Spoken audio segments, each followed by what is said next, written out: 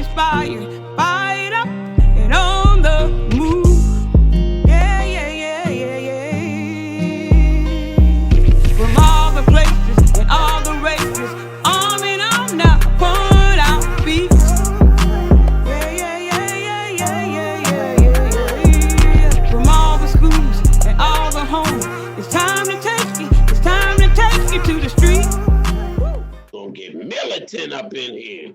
Hello, once again, my friends, brothers, sisters, activists, organizers, everybody who is in the movement and the struggle to create a better world.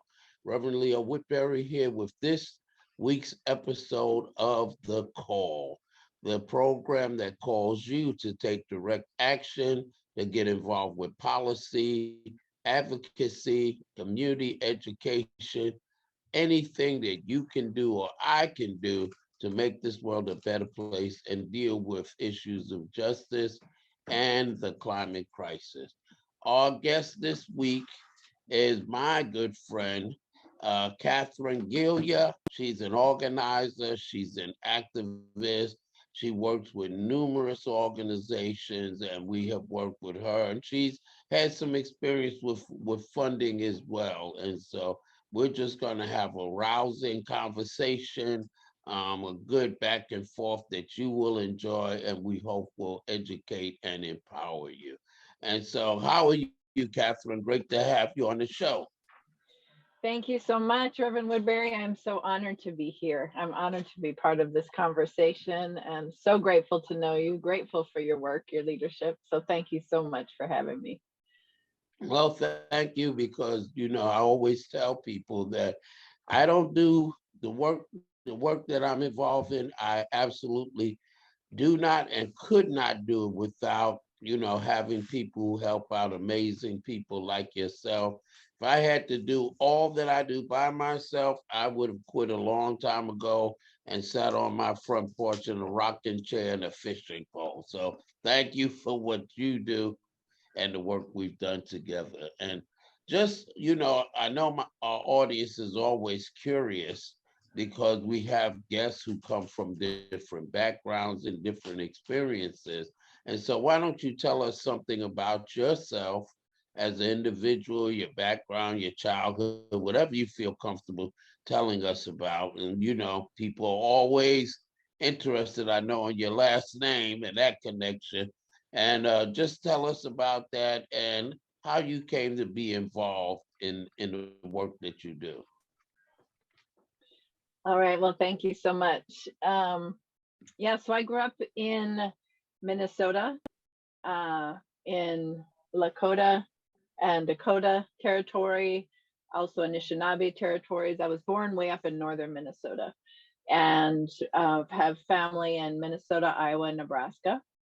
And my last name is Gilje, which is a Norwegian last name. So that part of my family are settlers that came from Norway in the late 1800s to northeastern Iowa and found, connection with the Scandinavian American settlement that was happening in that part of the land and country. I am grateful to my family for teaching me about being connected to land and teaching about land. I'm also aware of the very violent settlement and the benefits of, attributed to people, Norwegian Americans who have taken advantage of whiteness and white supremacy in this country to have access to land. And so that's a contradiction. I was taught to love and be of the land. I have a very hardworking rural people in my background, and also tremendously, of course, privileged and benefited from the policies of white supremacy in this country and the violent expulsion of the Native people in the place where my family farmed and then lived. So that contradiction and that connection, I think, drives a lot of my interest and care for undoing some of the harm that was caused through those policies, intergenerationally, thinking about what we need to repair and about how I need to learn about the relationship with the land and the people, which has drawn me to work like yours, work for environmental justice for a much better and caring way to be with creation and to be with each other. So, So that's interesting. People often, when they immigrate, when they migrate, go to areas that are similar to the ones that they leave. I have some friends from Mexico, mhm. and I asked them, I said, why, what brought you to South Carolina? They said, well, it was pretty easy to get to, from Texas, just got on 20. And where we came from, the temperature, the climate, all of that is pretty much the same, and we're comfortable. So I can understand leaving Norway to come to Minnesota. It's pretty much the same, right? Have you? Well, I will tell you one thing. That's actually a joke in our community because I have actually had the chance to go back to Norway once, and Minnesota is a land that is beautifully flat and Mhm, full of prairie and prairie pothole. And it is one of probably the furthest places away from the ocean in this particular Turtle Island, except for the Hudson Bay way up there. It is mhm, cold, but we grew up being told that our people came, because it was kind of like Norway. But then when you go to Norway, it's full of mountains and ocean and a whole mhm. different And rocky and hilly, and rocky yeah. and hilly. It's actually quite different. So I think the thing was there were other Norwegians that spoke Norwegian in the place where my grandpa came. And there were Norwegian churches and there were cultural centers, there were foods, there were things that felt like home and helped. There was a helpful network of people who spoke the language and understood the Mhm. culture and said, I will help you here, and I think more than the climate, that's why people settled Oh together. yeah, So absolutely. yeah, Yeah, well, yeah. when African Americans were involved in the Great Migration, and Hmm. when they would leaving the South to go north, and I remember as a child on more than one occasion getting up before my parents, and with my brothers and sisters, and going in the living room and seeing someone asleep on the couch, and running to my parents' bedroom, Mommy, Daddy, there's a man sleeping on the couch. And they would say, that's your uncle, that's your cousin. We picked him up at the Greyhound bus station while you were asleep last night. He'll be Mhm. staying with us for a while. And then family members would come over, and they would ask about, what kind of work do you mind doing? I'm going to talk to the boss on the job and see if maybe they'll take you on. And I have my landlord or my landlady in the building has a room you can move in the building with. So yeah, that kind of support network is absolutely necessary, and I can see that. I always ask this question when I meet somebody from Minnesota, and I don't remember if I've ever asked you though, and it's because I love to fish. Have you ever been ice fishing? Oh, absolutely. Is Absolutely. Grew up ice fishing. My brother is an avid ice fisher. And yes, we ice fish. And I will say my partner's from California, and that was quite a new cultural experience. First of all, frozen lakes. People don't, understand how frozen the lake is. In fact, we Mhm, have bonfires on top of the lake when it's frozen in the middle of mhm. winter. And Bring then trucks on there with drive houses. trucks with with the fish house. I mean, we never had such a fancy fish house like that, but we certainly have augured a hole, and we have kind of a tarpy fish house that Mhm, keeps out the wind, and mhm. you can light a little stove in there and ice fish for quite a while.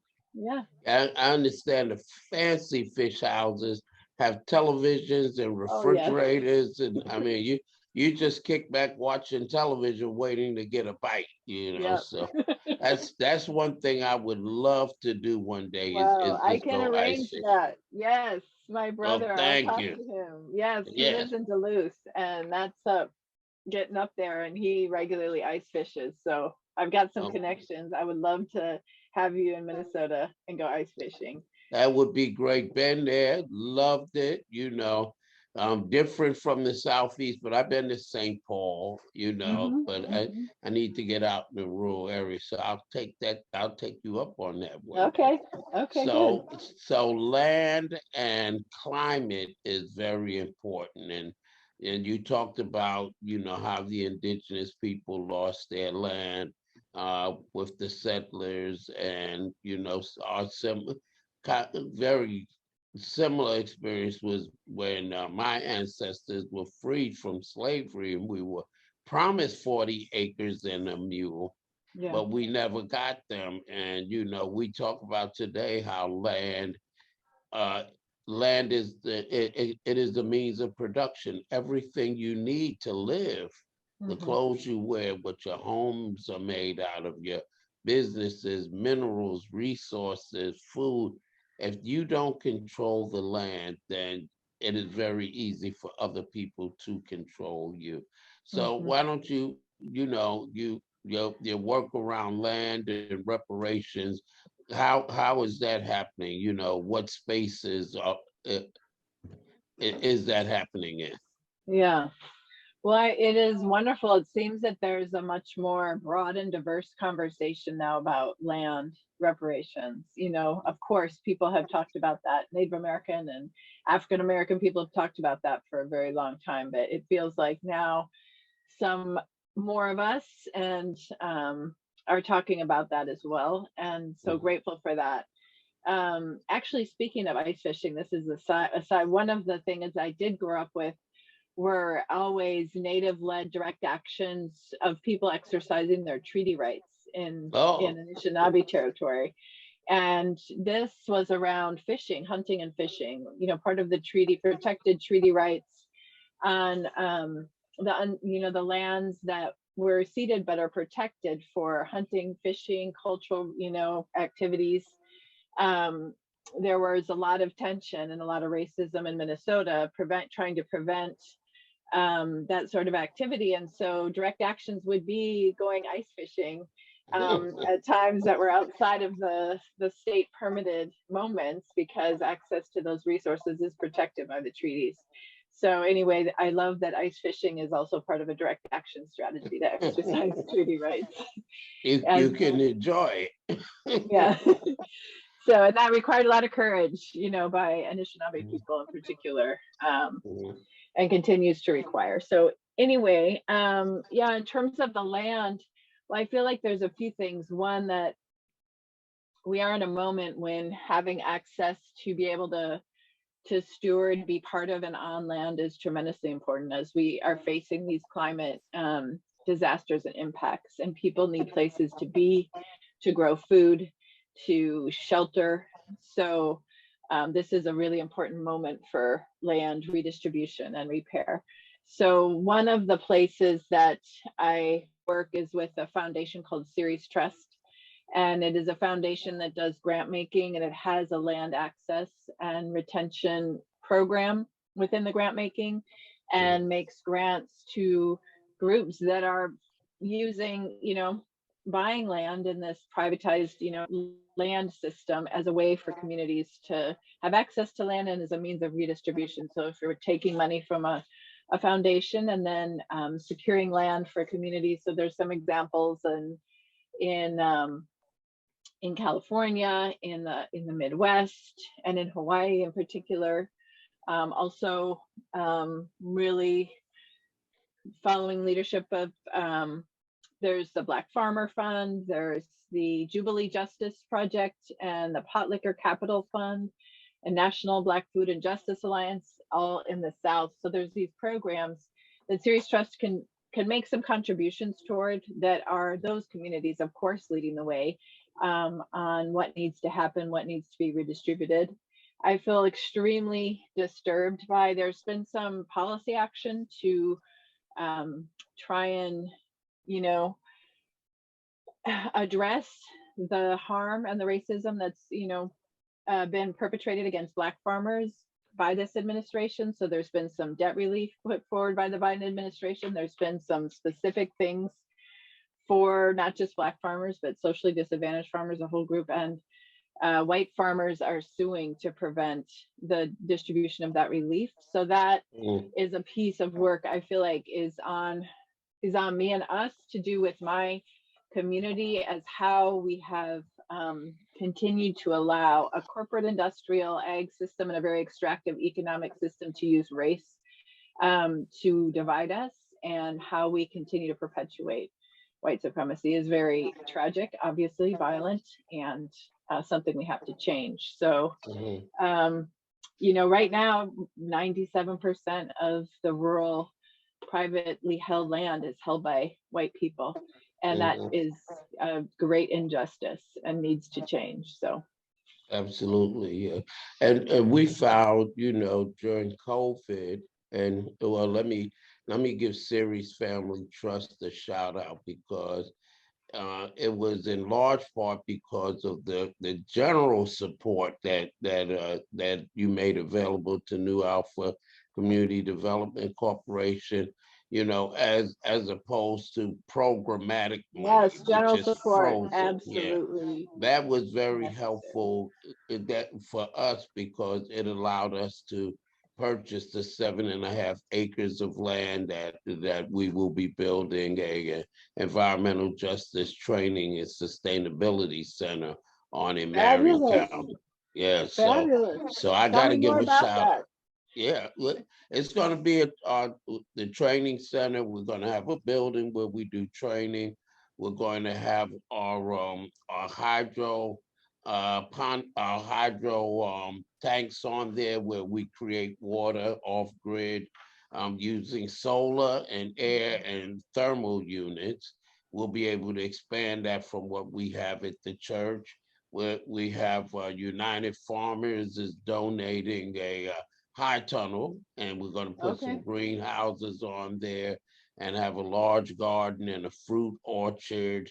And we're going to use it for training. We'll put a pollinating garden in there near the Wow. fruit orchard and the garden, so that we attract the bees and butterflies, so we can have a really good harvest. And so Yeah.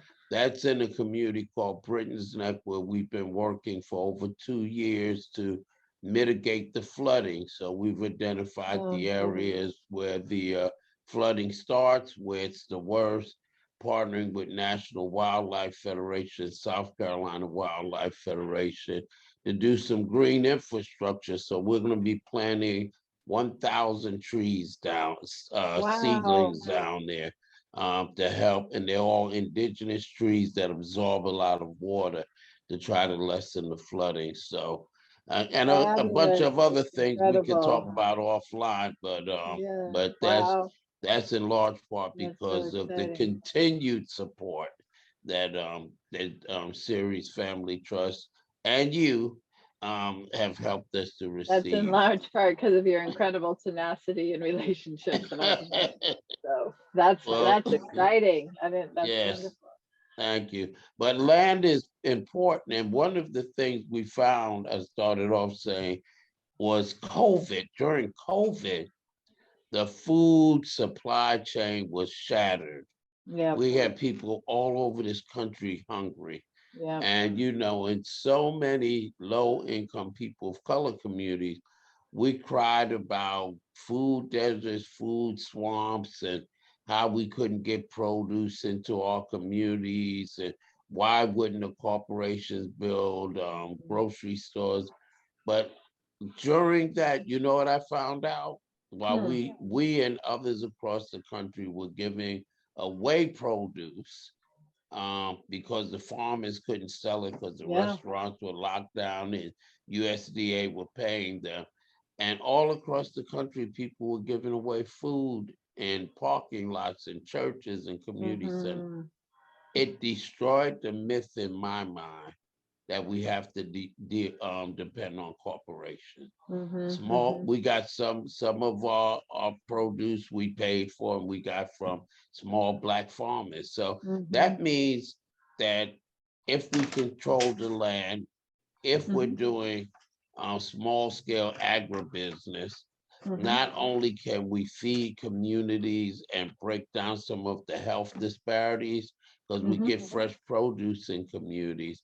We also now don't have tractor trailer trucks transporting food long distances, so we're not emitting gases that contribute to the climate crisis. And so Mhm. why don't you? I know you can talk some about developing local economies and how important it is for us to get land, buy land, keep land, and use land to benefit peoples and communities.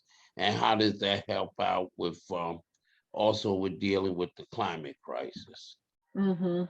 Yeah, Mhm. well, like you said, there are so many things about local economies and local farm and food economies, or native and indigenous foodways that are climate benefit, both for ways of dealing with really difficult climate situations. So if you're farming in ways that treat the soil well and nourish the soil and build soil and take care of soil, you're going to have more water that stays in the soil during a drought, and you're more likely to survive and keep having crops. A lot of these practices um, will help with some of the really difficult weather situations that we're experiencing, which can cause all sorts of problems, pest infestations, and flooding that you're talking about. You're talking about planting trees that are, from the place that root in, and I'm sure help, decrease the impact of flooding on people's homes and communities. So anyway, there are ways of growing food or supporting and protecting forests that many of us have largely forgotten and have been pushed away in this get bigger, get grander, pretty oil dependent agricultural model that dominates most of the landscapes, and Mhm. that's where I'm from. That's largely now corn and soybean, some hay for dairy, but and that's corn that's used for feed for large scale feedlots. It's not most of it. Some of it is some good yummy organic sweet corn, but most of it is field corn. Mhm. And that system is very hard for the climate. And this isn't the fault of farmers. I mean, this is the fault of a supported and subsidized model of industrial agriculture and infrastructure that fits large scale um, fossil fuel reliant agriculture. So turning toward localized economies and smaller scale family farms and or traditional foodways. One of the projects that I'm so inspired by is in um, Stikanju territory, which is southern South Dakota. The on Rosebud Reservation, the Stikanju have a returning bison and buffalo to Oh. the prairie, and they have a regenerative buffalo range, and they're teaching the young ones both language, traditional relationship with Tatanka, which is the sacred, connection with the buffalo, and all of these things, these ways of relating. If we're not learning yet that um, the earth is going to have the last say here, so we can try and not listen for a really long time, but wow, Mhm. where I live, it's fire, it's tremendous fire sweeping through communities, it's drought, it's some pest infestations. It's right in our face. And there's so many communities that for so long, across many cultures, I believe in the end, if you go, a lot of our cultures have a different relationship to the earth where we're more in balance. And yes, we take some, but we give back. And Mhm. and that fundamentally is possible in a local community. You have to learn to know your neighbor and to talk with each other, and you have to connect and barter and figure out how you're going to survive together. And Mhm. sometimes I feel like in some of these situations where we're connected by corporations because we all go to Walmart because that's what's available in our community now. I mean, I don't, I understand exactly, and have plenty of Walmart shopping in my own background because it was the only supermarket, and it's Mhm. an affordable supermarket in the town where I live. So that infrastructure has been taken over by these corporations, but then we're out of relationship with each other. We don't know where that stuff's coming from. We don't know who has the apples, who has the fruit, who has the vegetables when we need them, and when that infrastructure shuts down. So there's so many opportunities, and the climate costs, all the shipping and the, there's a lot of climate costs to, we move our food all the way around the world before it comes back to our plate. And in COVID, we saw a lot of those systems break down. I think our partners in Hawaii were some of the ones who really are teaching us some lessons. They are, their localized food systems just popped up all over different parts of the islands when COVID happened, because they had to shut down having folks come onto the island because it's such a fragile, infrastructure. And there was, the supply chains were really impacted, and a lot of food hub, just like y'all did, a lot of food hub development happened. People began to get to know each other, what we can actually grow here. And I believe that we are just in a situation in this moment on the, what time is it on the clock of the world, as Grace Lee Boggs often said.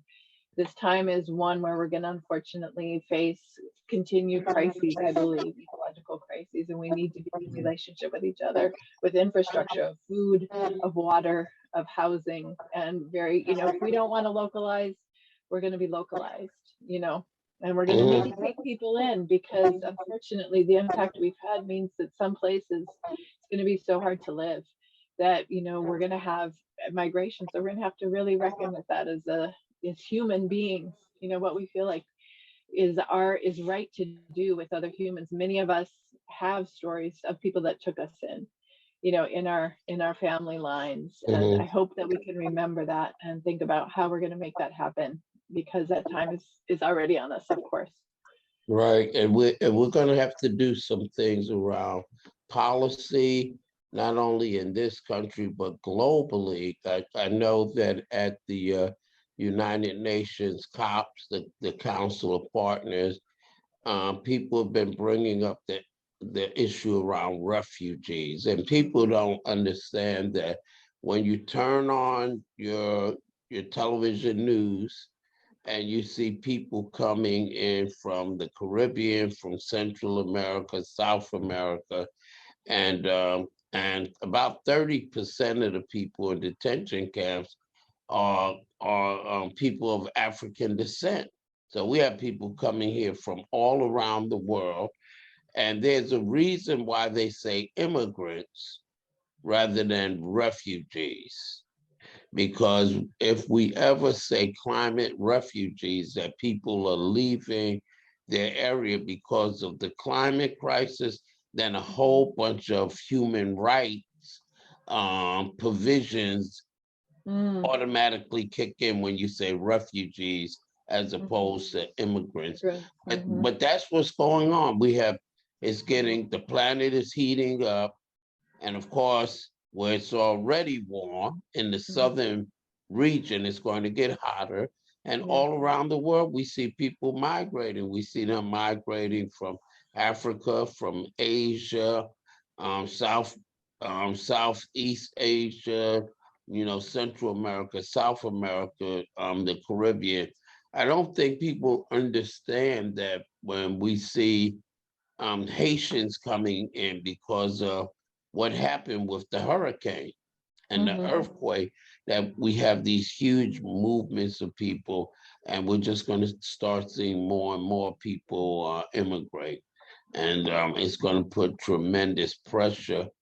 And I'm just bringing that up because some people who are listening might say, I don't really understand what they mean, people leaving. And this is in large part because of what the global North has done, because the United States, China, India, Russia, Europe are all the ones who really contributed the most to polluting the planet and the atmosphere. And that I feel because of that, and I'm going to ask how you feel. I think in large part, they're responsible for taking care of people that they colonized, that they enslaved, and that they put all these polluting facilities even in in countries outside of our own, right? Mhm. Yeah. Mhm. Yeah, I mean, taking responsibility, which I also think is something that can happen back to your localized communities. You know, oh, anyway, yes, taking responsibility for, what we've done. Mhm. And so that means changing policies and changing how we define things. And another thing with the land too is with the increase in climate impacts, are you in Minnesota seeing, I know you mentioned wildfires, and I want to ask you when you said pests, I was like, okay, what kind of pests are you seeing a lot of in Minnesota? You know, in the South, we're talking about mosquitoes and that sort of thing. Hmm. And so, you know, we see that the flood zones are expanding and that sort of thing. So Hmm. even more important about how do we deal with the land, because people are losing their homes and they're losing land, aren't they? Hmm. And what does Hmm. that look like in Minnesota? And what Hmm. kind of pests do they have in Minnesota?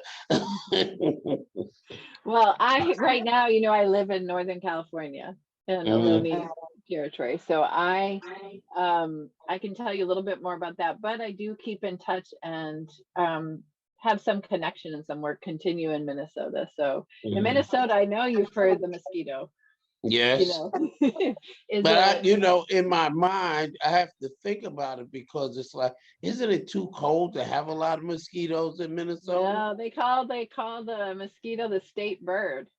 There are so many Wow. mosquitoes. Yeah. It's an incredible you're right that we have a freezing winter in Minnesota, so that there's an interruption of the Mm, cycle. But there's a tremendous pest pressure in the summer, and incredible ripe conditions for a number of different things. And so I'm thinking about um, those larger populations of some of the ag pests, but also that, insects, the land is changing and as kind of the weather and the climate is changing in places, new pests are coming in, new insects are living there, they're taking up mhm, residence. It's warmer, it's a different set of trees coming in, and we don't know necessarily how to grow food with those insects around, mhm, so I mean, some of the strategies that folks have used forever work, and continue to work. Diversified, food systems, so that there's multiple um, types of foods and crops grown, and planting, some folks are doing something called beetle banks, habitat along fruit and vegetable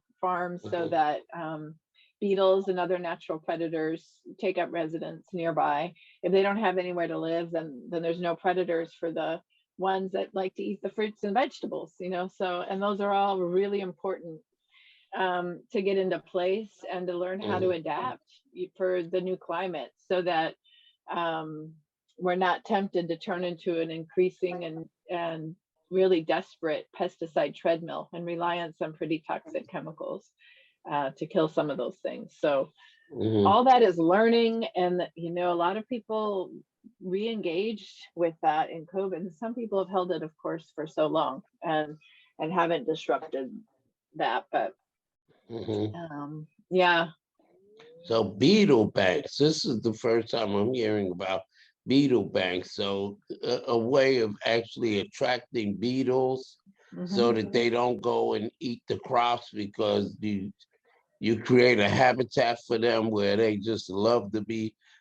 What do? You feed And you them or what? also, no, yeah, it's habitat. And you also, beetles, a lot of beetles are great at eating other pests of crops. Like, so they, if they're living on the side of the field and they've got things to eat on the side of the field, they also go in and eat the pests that are on the food crops, but they don't eat the food crops. That's Oh, kind of okay. the theory. Yeah. Yep. Good, good. I have to keep that in mind. I wonder if that's something we can do in the South. I imagine I could connect you. One of the great groups work that I know is working on beetle banks with farmers is Practical Farmers of Iowa in the Midwest. And they're a great resource group for all sorts of information about Mhm, how to farm in ways that, are more connected to the earth and decrease reliance on, oil reliant pesticides and such. So, Mhm.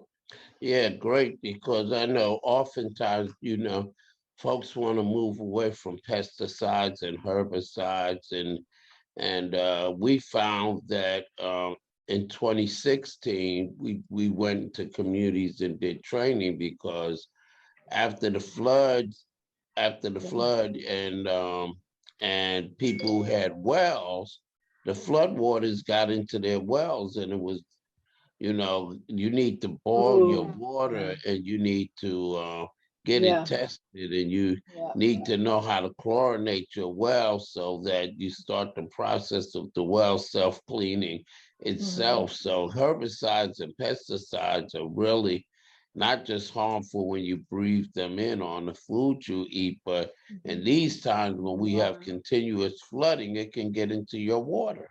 Absolutely. Yeah, Mhm. absolutely. Yep, and Water is so the main way. And there's, I don't know if you know Toxic Free North Carolina. They have a lot of good resources for the South and Southeast. Yeah. good, good, because we need that, and those indigenous ways that we learn from the people who first occupied this land.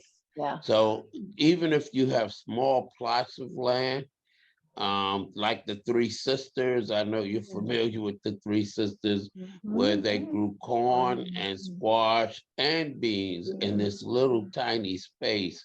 I think it's important that we share indigenous ways of growing food, because so many people don't live in rural areas. We live with small backyards, or Hmm. how do I grow stuff? Or I start to say fire escape, but you have so many people in cities now trying to grow tomatoes and stuff in Yeah. fire escapes, that I don't know about California, but in New York City, they Yeah. passed an ordinance saying you got to stop doing this. The firefighters can't get up the fire escapes because it's all blocked up. But Well, so that's tell one us. of the unfortunate consequences. There actually is a lot of food that can be grown in pretty densely populated urban areas, but we're fighting some, we've set things up. So that's not culturally um, done. We've kind of divided and had the food grown elsewhere, and the Mhm, urban people without those sort of skills and capacities, or even allowed to grow food. So there's a lot of mhm, fights around that, chicken ordinances and beekeeping and growing fruits and vegetables. And there's so much that can be done on a relatively small, and also some of that land needs to be cleaned up by the polluting companies that have some toxins on some of the land. So that's an important piece in farming anywhere, but in especially some of the land that can become available in urban areas and other areas. You have to make sure um, that there's some remediation that's done, that the soil isn't harmful, that those fruits and vegetables aren't taken up. mhm, Toxics. A lot of people are doing it on the fire escape, in the apartment, on the roof, in mhm, the park, and the schoolyard, you know? mhm. Yeah, we tried something this year using what they call grow bags. Oh, yeah, for the Yeah, tomatoes. they're. I know you know about them, right? Well, yeah, a little bit. Yeah, how'd it go? Yeah. It went really well. I mean, they're like these big canvas bags, and you put soil in, and you plant your seeds, and they grow in the canvas bags. You just water them, and Mhm. we had we grew tomatoes, squash, onions, Mm. eggplants. I mean, Wow. just a wide variety of about a dozen different things, and everything came up in the grow bags. Wow. I, the biggest problem we had was that in some of the grow bags I put too many seeds, and I got greedy. It's so hard. It's so hard because you have to trust. And then when the little guys come up, thinning is really hard. Yeah. Yes, that is. I think it's things like that, and the Three Sisters are wonderful, because a lot of people, they look at farming and that sort of stuff as being so labor intensive, and Yeah. then I know for people of African descent, Black folks, a Mhm. lot of them don't want to work land Of course not. because, Yeah. yeah, there's there are these, I believe, collective traumatic memories that have been passed down through stories where Yes. people equate working the land with slavery or sharecropping or poverty. But the grow bags and other things are not that labor intensive, and you can grow food, for your family. But tell me about California. What are you doing out in Cali? Um, Out here, so there's so much that's happening. In terms of what you're talking about and mentioning, there's a really incredible group here that I'm not, it's not my leader, but it's called Urban Tilth, Doria Robinson, and a whole community of people in Richmond. And they have urban farms, they have urban scapes they're growing fruit trees that are just available for the community to have fruit. They did a whole bunch of produce boxes during COVID, before COVID, and beyond. They have a bunch of school programs, and have they're growing a lot of food right in Richmond, California, called Urban Tilth. That's largely Black led project. And there's a group in the San Joaquin Valley, which is one of the valleys that's a rural valley and grows a lot of the fruits and vegetables for the United States. And there's a group there with the Wachumni in the middle, in the center, some of their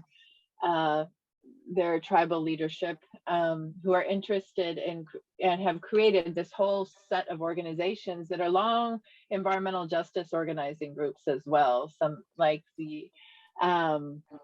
they're called the Community Alliance for Agroecology, and they're a membership, network of organizations, plus some other like Food Link to Larry County, the Central California Environmental Justice Network, Central Valley Partnership, and they're coming together to do agroecology farmer training centers, and they started to do skill shares. Largely agroecology as a practice, as science, as a movement, as a people's way of being in relationship with the land, and as a movement for change and for genuine change in terms of who stewards the land and how the land is stewarded. A real farmer and around the world peasant-led kind of revolution. But they're very, very tactical, practical, bringing together people to do, and these communities are long, indigenous people, Latinx people, communities who've been farm workers for generations and been really growing the food for the United States and around the world, and have not had access to the land. They've been working on large scale other farms. And so this idea is to secure access to the land, and that people can bring back cultural traditions and ways of growing food that are in people's lines and have not been the industrial ag system, have been other systems that result in fruits and vegetables for families in local communities, that result in fresh food, fresh water, that repair the soil and mean that, the land can be growing food for generations and generations. I think what we're seeing is this model of agriculture is unfortunately depleting the land. And so we're having to rely more and more on synthetic and outside fertilizers and outside pesticides to control what's going on, because we've had this mindset, unfortunately, of and our policy has created, pull, grow more and more and more, and just keep growing the same thing. That's just not how the land works. So, it's when we begin to take up growing food and everything, we do have to go back and learn from and about the people of the place, the long people who've lived thousands and thousands and thousands of years here. And here that would be the Ohlone people, or in the valley it's Wachumni, or other people alongside the people who've grown food for thousands and thousands of years, and done it in a way when they haven't ruined the land on which they've grown food. So Yes, and you said something that's very important. That first of all, not growing food for profit, where you're just growing the same cash crop over and over, and you're depleting the nutrients and the minerals in the soil. But also the concept of, with indigenous people, that you just take what you need. So you don't have to fish out the entire lake. If you can go fishing for a week, just catch enough fish for you and for you to eat with your family. But I also, like you mentioned, this thing about growing food for the community. And we had an occasion earlier this week to had one of our training, and we had some people who are homeless and houseless in the training. And one of the things one of the gentlemen asked me was, I was, we were talking about how we're planning the green infrastructure. And he said, why don't people plant fruit trees? Why don't we plant fruit trees for people? So that if you're hungry, if you're homeless, Yeah. you can just walk down the street and just, pick Have a some couple fruit. of apples, even if they're crab apples, a little sour. I told him, "Man, better to have something than nothing on your stomach." And that's something that you see in other countries, Mm-hmm. but you don't see it here in the United States. Yeah. Yeah. Mhm.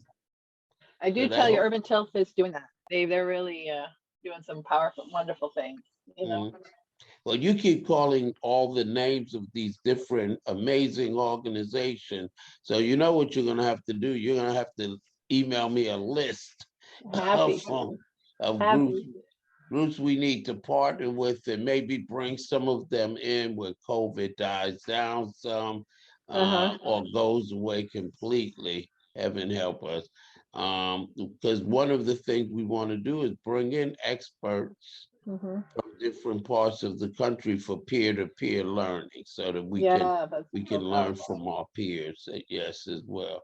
But a large piece of determining what happens and what doesn't happen, and I like to talk a little more. It can be about series or not about series family trust, but the funding, how the funding takes place, who Mm-hmm. makes the decisions about where funding goes, what issues get funded. I always say to people that funding determines the destiny of your community. Mm. That your community can prosper or be sunk into poverty, make progress or regress, all based on what's getting funded in your community. Are you getting grants? Are you getting money from the federal government to deal with real problems and real obstacles, or are people just funding fads and the newest thing that is supposed to be great? And it may not be what communities need, but um, oftentimes people just take the money to stay afloat. So, what's been your experience and what's your view? Because you work also organize and work in the area of climate and health and justice. And Mm-hmm. so, and I know you work with some groups that the health and environmental funders network. So Mm-hmm. when you look at funding in general, you don't have to throw anybody under the bus, right? But in general, what do you think needs to be changed? What do we need to do differently when it comes to funding communities? Mm-hmm.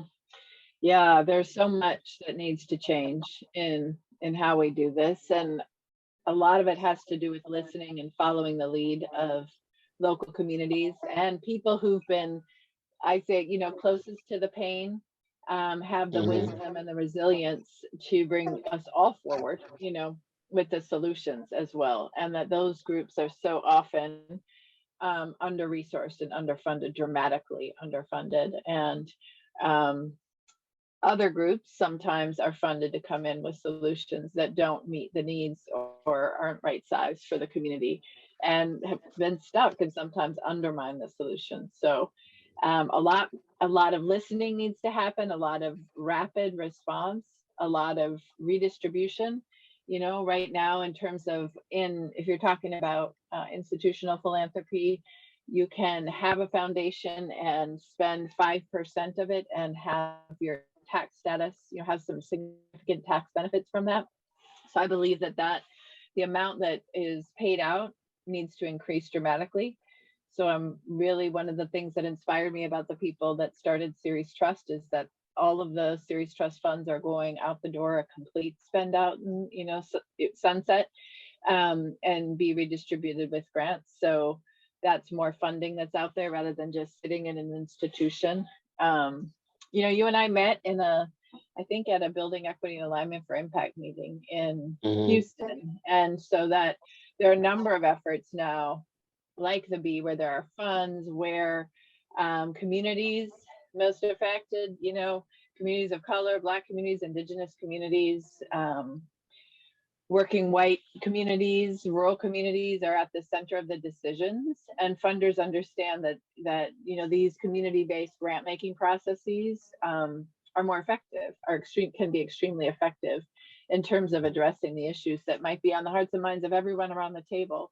But sometimes funders, because money can be power, is power in our society, the funders can decide to ignore those sorts of processes and just go top down, create funder-led strategies and ideas, and have really done a lot of damage to the climate movement, to the environment movement, many movements by doing that. So that's something that just is changing. I've actually seen a chunk of change around that practice over the last few years. So I'm excited to see those shifts. There's the Fund for Frontline Power that's being resourced. There is the B Fund. There is a number of community-led funds now. Here in California, there's a California Native Fund that is Native-led and governed, and funders put money into that, and the decisions are made there. The long-time Hawaii People's Fund, Headwaters Foundation, many efforts where we're trying to match the wisdom and the brilliance of the communities who know what needs to be done with funders to resource, and make sure that there's an active redistribution and repair that happens, because we understand that the funding came because of very unfortunate, unequal power dynamics. So there's an element of redistribution that needs to happen here as well. So there is there's a group called the Justice Funders that I'm a part of that are calling for a just transition for philanthropy, following the lead of you all, many movements that are calling for a just transition, environmental justice. Here we are, we understand we're all stuck right now in this economic system, and what we need is some sort of transition to renewables that does help people transition from the ways we've been working and connected to a fossil fuel, fired economy, and that supports the transition of these communities to do things based on, indigenous wisdom and also renewables. There's so many things, solar, like you're talking about, localized food systems. Our whole world, a whole other way of being is possible with each other, and funding could create that. We can't jump there, but we need to start funding this transition and have it be a fair transition. We're not talking about a few people get to fly to another planet and survive all this while the rest. That's not what we're talking about when we're talking about fair and just transition. We're talking about how can most people, enjoy a transition and be part of a transition where, they're having a way of living, a home and water and a way of being and work that meets, their purpose, meets their needs, meets our needs. And we do need a transition. All the signs, the writing's on the wall in our communities that we can't keep going this way. So no, it has to be a just transition where we don't leave people behind and we don't leave people out. And I am very hopeful, because I do see that the way funding is going out is starting to change. There's a term now about participatory giving, which I know you've heard, where people who do the work are making the decisions as to how the process is shaped, and what dollars go out and who receives those dollars. But one thing I always found strange was when funders go to donors, and we believe in, principles like the Hermes principle and the principles of environmental justice. I always wondered, why is it that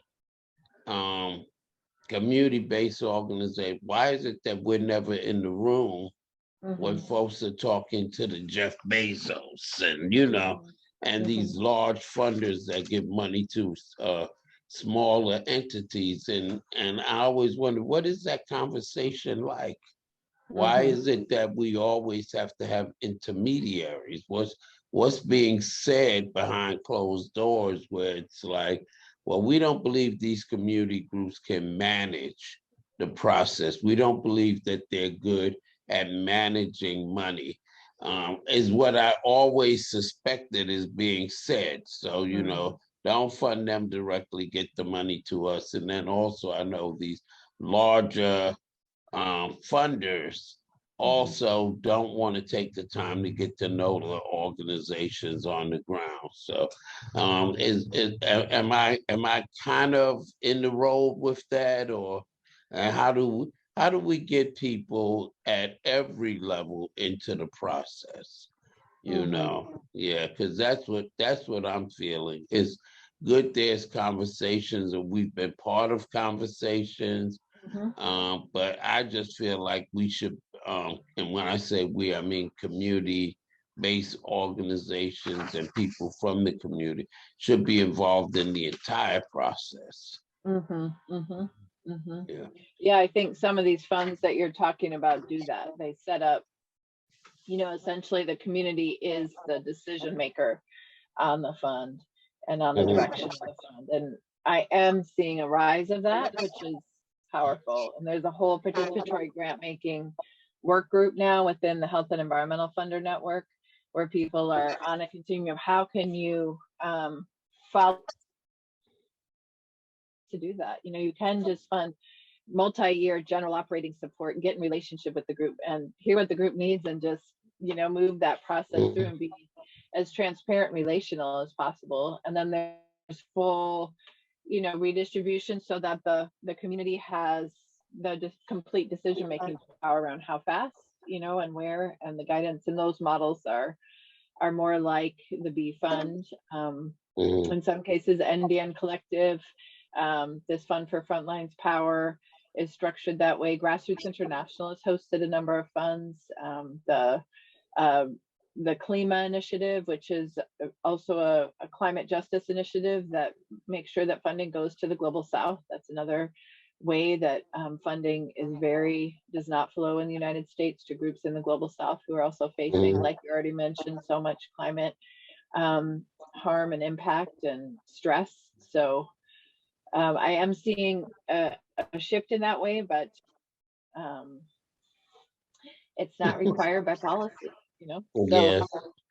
it's I see yeah. that's another list you can send me, because we work with some folks who are doing work in the global south, in Grenada Yeah. and in Africa, and multi-year funding is really important because it is so time consuming. I could say as a grant writer, so time consuming that Yeah. to have to keep writing grants every year, every year, and that takes time away from work that we could be doing.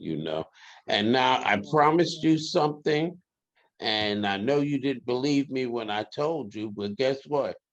We're almost at the end of, All of right. Good. I hope and there's I, something in this conversation that's been helpful or oh, absolutely. Yes. You have been a wealth of knowledge and encouragement and your work is so ideas. inspiring and incredible. The pleasure is absolutely mine to be in Oh, your persistence, your leadership, all of the things that you continue to put into place and demand and require of us all, which are toward a much better world. I'm so grateful to know you. absolutely. Thank you. Well, for all of us, I tell people, what is the alternative to us doing nothing? It means the collapse of civilizations as we know it, and a world that's going to be filled with hate and violence and just shortages and so much more pain. So we really have no other alternative. The earth is giving us the choice, and the earth is not changing its mind. It's that the earth is like, do the right thing or Right. else. Yeah. I can Give us evolve. another So chance. yeah, Yep. I can evolve some more people occupy this space here. If you guys don't want to act right out, Yeah, evolution is what the earth does. We'll just push you out the way and just create some more beings. yeah. And so Does why feel like don't you? at times it's saying you're really not doing a good job of expressing your welcome. I've provided you an abundant welcome. You need to act like a guest on this Yes, earth. Yeah. absolutely. So why don't you tell folks how they can reach out to you or one of the many organizations that you work with, and I know you'll get some follow-ups and some questions, and that's how we build movement, right? So Okay. how Yeah. can Well, folks a lot reach of it? the organizations that inspire me are listed on Ceres Trust website, which is CERES trust.org. And a lot of the links to the organizations and stories from the organizations, including the New Alpha, Community Development Corporation and others, are there. And in terms of reaching me personally, probably the best way to do that is my text 510-459-8794. Okay. Thank you so much. It's been a pleasure and a joy having you on. And, Likewise. with, I'm really serious. I want to go ice fishing one day. And Okay, so that thank sounds you so much. wonderful. Yeah. Our guest has been Kat Gilje. And for all of you who would like to reach out to us, just all you have to do is email us at newalphacdc@gmail.com. And don't forget to go to our website, www.newalphacdc.com, and subscribe so you can keep up with all the things that are going on. And our magazine, our quarterly magazine, EJ Today, Environmental Justice Today, will be coming out this month, so don't you miss it. You have been with us once again for this week's episode of The Call, which is calling you to take direct action to influence your policymakers to advocate for change so we can have a better world. Take care, and we'll see you next week on the next episode of The Call. Thank you. Thank Thank you. you. Yeah, yeah, yeah. From all the places and all the races, on and on now.